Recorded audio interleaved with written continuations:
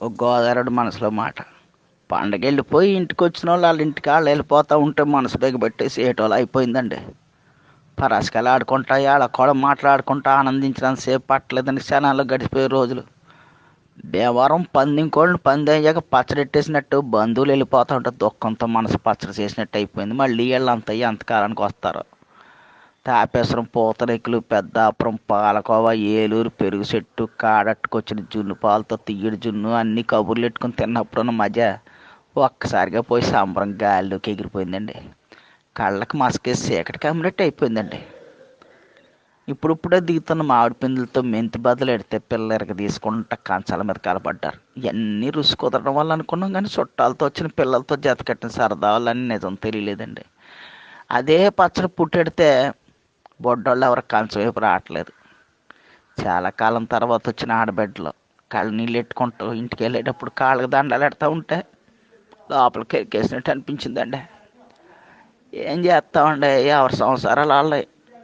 బరువు ఎక్కిన గుండెతో సెంగుని సలువుడి కట్టి కాళ్ళకి పసుపు రాసి కొత్త బట్టలతో కట్నాలకి పంపుతూ ఉంటే మళ్ళీ అప్పగింతలప్పుడు వచ్చిన దుఃఖం పొగులు పొగులు వచ్చేస్తుందండి. గోదావరిలో అంటే ఏళ్ళకోళ్ళ మనుషులు అనుకుంటారు కానండి, ఫ్యామిలీ ఎక్కువ ఎర్రోళ్ళు అండి. చాలామందికి తెలవదండి. రైతులంతా ప్రపంచానికి బోబెట్టడానికి పొలం వైపు పోవడానికి సిద్ధమైపోతున్నారు. పాలోళ్ళు క్యాన్లు తోసుకుని రేపటి నుంచి పాలు వేయడానికి తయారైపోతున్నారు. కూరగాయలు అమ్మేటోళ్ళు పొద్దుగాలే వచ్చి ఆటో బళ్ళోళ్ళతో మాట్లాడుకుంటున్నారు.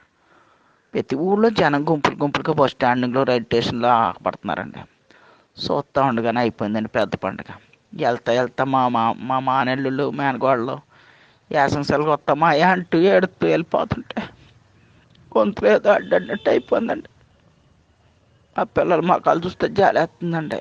హాయిగా ఆడుకుంటూ నవ్వుతూ తుళ్ళుతూ పండగ గడిపేశారు.